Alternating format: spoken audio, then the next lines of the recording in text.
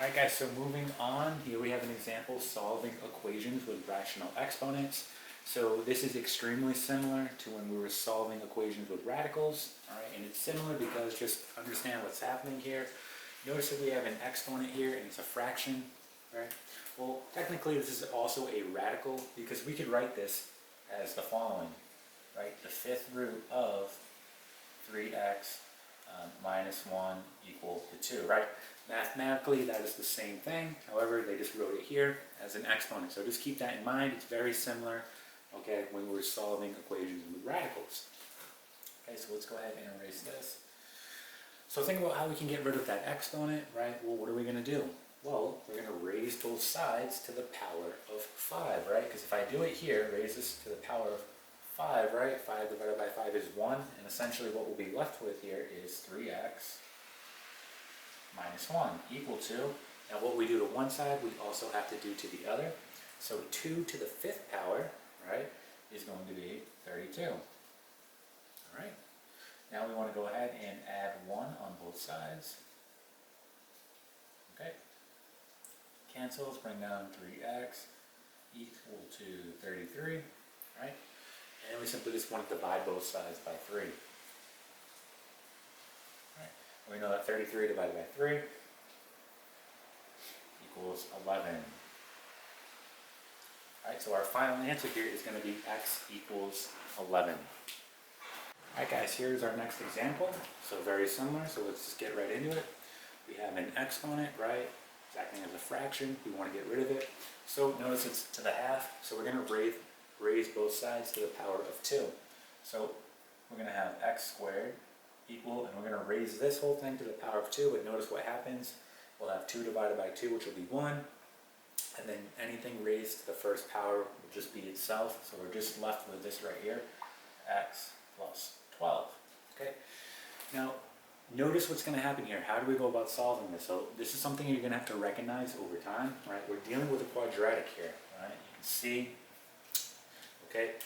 Now, in order to solve a quadratic, we want to move all our terms over and set it equal to 0. And essentially we'll be solving for the zeros. So what I want to do is move these terms over to the left. So I'll have x squared minus x, right? And then minus 12 equal to 0. Right? And this is why we spend so much time with factoring and solving quadratics. So in order to get my answer here, I need to factor. Right? So again, you can use the AC method here. Over time, you may not need to use it. Right? But just looking at this, right, let's just put it into its factored form. So we have x minus 4 and x plus 3 all equal to 0. Okay? We're now almost done. We just have to take each one of our factors, set them equal to 0, and solve. So we'll have x minus 4 equal to 0, and we'll have x plus 3 equal to 0. Now when we solve both of these, we'll get the following answer. We'll get x equals 4.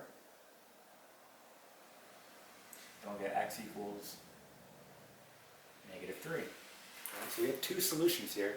Now we have two solutions. We need to check to see if we're dealing with extraneous solutions.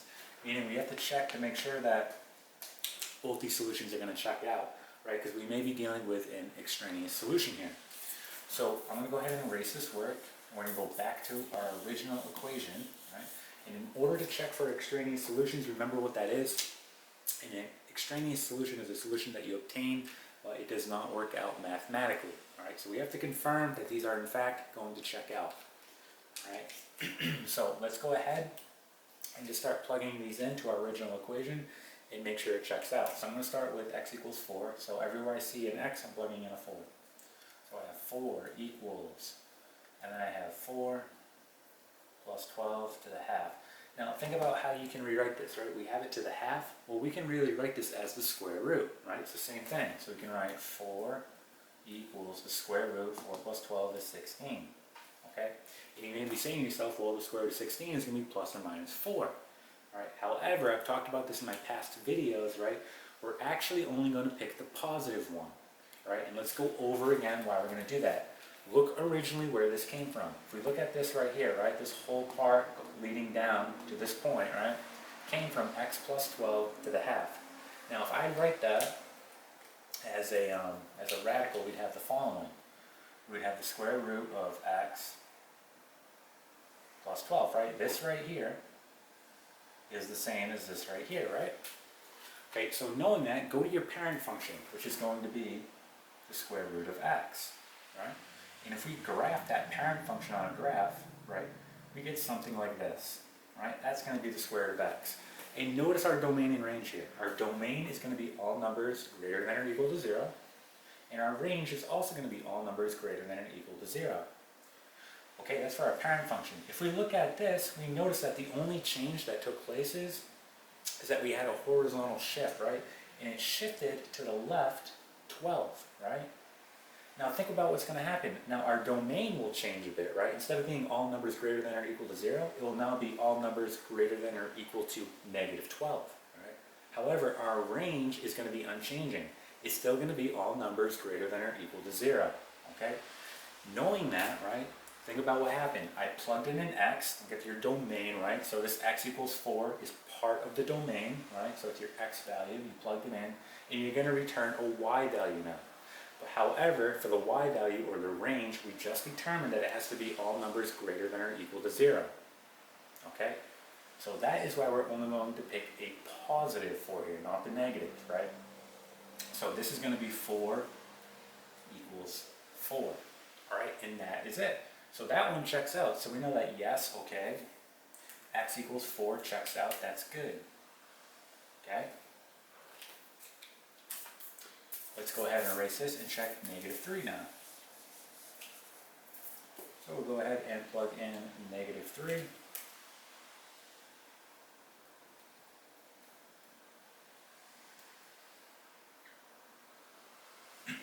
Okay?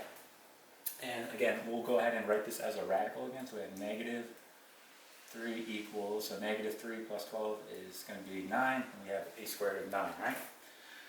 So again, remember what we just talked about. We're only going to pick the positive one because the range here has to be all numbers greater than or equal to 0. So this is going to be negative 3 equal to 3, which doesn't check out, okay? So we know that negative 3 here, okay, that is going to be extraneous, all right? Okay, so here is our final answer. We have x equals 4, and we have x equals negative 3, extraneous. Okay, so x equals negative 3 is extraneous, and x equals 4 is our true solution. All right, and that is it. So here's our last example that we're going to go over. So again, let's get right into it. It's going to be the same thing as we've been doing. Okay, we have an exponent, it's a fraction, it's a half, so in order to get rid of that, we're going to raise each side to the power of 2. Okay, so when I raise this whole thing to the power of 2, we know that this whole fraction here is just going to become 1. Anything raised to the first power is just going to be itself. So we have 2x plus 15. However, I need to also raise this side to the power of 2, so I have x squared. Okay, so again, looking at this, we can see that we have all the pieces for a quadratic. Okay, so in order to solve a quadratic, we're going to set it equal to 0, okay, factor it, and then we'll essentially be solving for the zeros, okay? So in order to do that, we need to move these two terms over to the right. So in order to do that, we'll have the following. We'll have 0 equals x squared. Again, move it over, so minus 2x. Move it over, minus 15, okay? So again, at this point, we want to factor, and if you want to use the AC method here, you can, all right, that's completely fine. If not, if you can do it in your head, that's fine as well.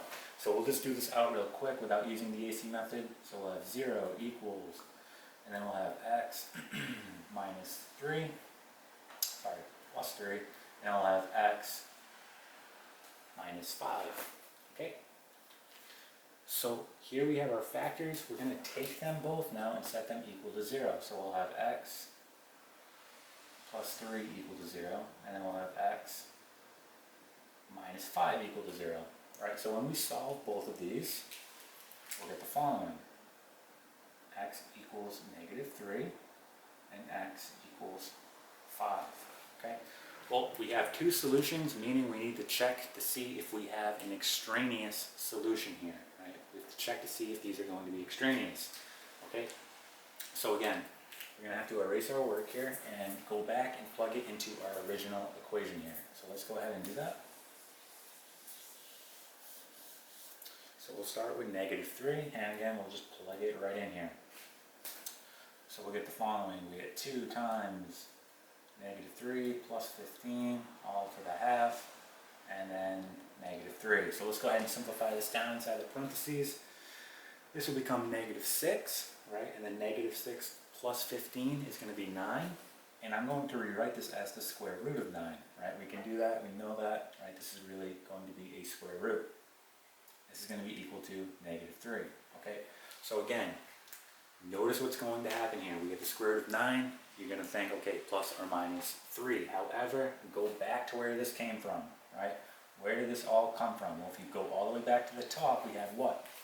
We had 2x plus 15, right, all to the half. And we can rewrite this as the square root of 2x plus 15, okay? Now, look at your parent function. So, here's our graph, okay? Here's our parent function, which is going to be the square root of x. Again, we talked about this before.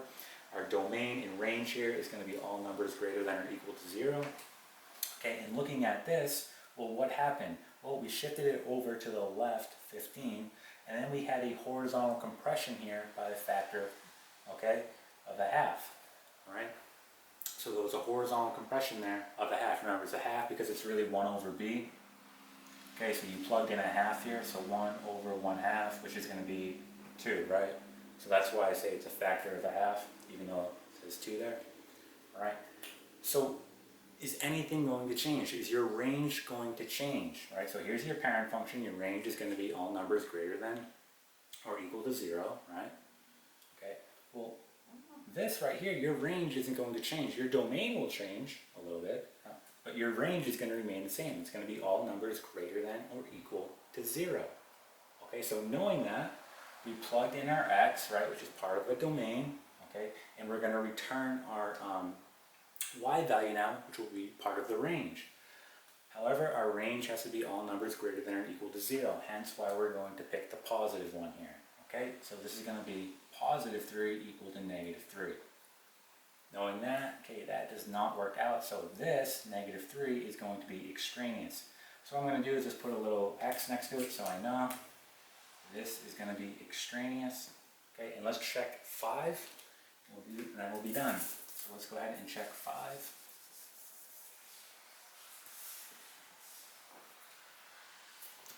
Alright, so if we look at 5, let's go ahead and plug it in. So we have 2 times 5 plus 15 all to the half, and then this will be 5.